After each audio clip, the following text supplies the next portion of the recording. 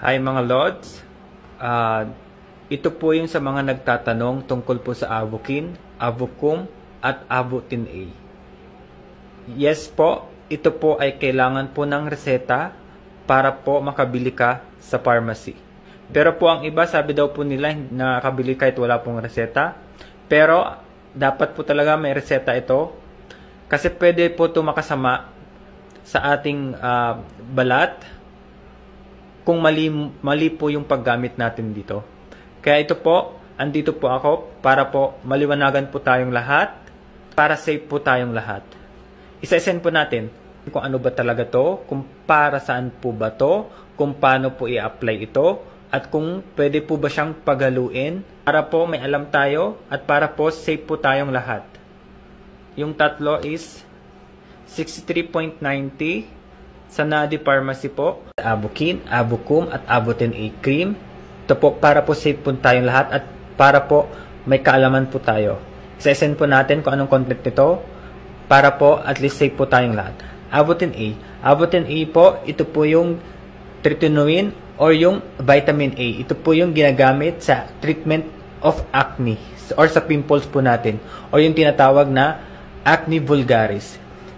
Acne vulgaris, yung po yung medical term, yung po yung chronic, yung malala na po talaga yung pimples niya. Kaya po nire-reseta po ito ng doktor.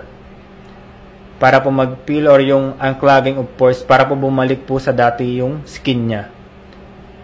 Kailangan po siya ng reseta kasi po, iba't ibang uri po tayo ng skin type.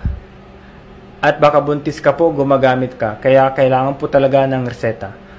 Ayan mga Lods, sa mga nagtatanong po kung alin po dyan ang yung for pimples or acne, ito po, Avotin A. Sa mga walang reseta po na nakakabili sa pharmacy, please use it moderately.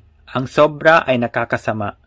Kaya po para sa akin, once a day lang po bago matulog, 20 to 30 minutes ibabad sa muka at balnawan po. Ang paggamit po ng matagal ay pwede pong mag-cause ng skin irritation, skin dryness, at inflammation, yung pong pamumula ng skin. Kaya po, kailangan po ng reseta ng doktor kasi po, doktor ang magsasabi kung hanggang kailan mo siya gagamitin. Mga Lods, ang paggamit po ng Avotin A ay maghilamos po muna ng muka na may sabon and make it dry. Magpahid na po nito, ibabad sa muka ng 20 to 30 minutes bago balnawan. Konti lang po, huwag pong madami sapagkat po pag madami, pwede pong mag-cause ng sobrang dry ng skin, pagkasunog at pamumula ng balat.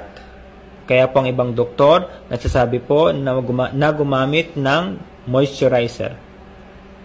2 to 3 weeks makikita na po yung resulta. Depende po sa skin type ng tao sapagkat iba't iba po tayo ng skin type. And please, kapag gumagamit po nito, avoid exposure to sunlight. Talaga pong masusunog yung balat mo. Mga Lods, iisa-isahin ko po muna to kung para saan ang bawat isa bago ko po sabihin kung pwede po ba siyang pagsamahin.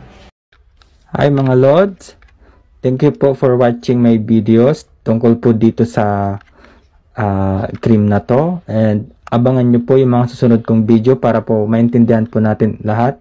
Iisa-isahin ko po para at least maunawaan po ng nakakarami. Iisa-isahin ko po ang pagkakaiba ng bawat isa at kung pwede po ba talagang haluin ang tatlong ito at ipahid sa muka. Yan po malalaman natin sa mga susunod ko pong videos.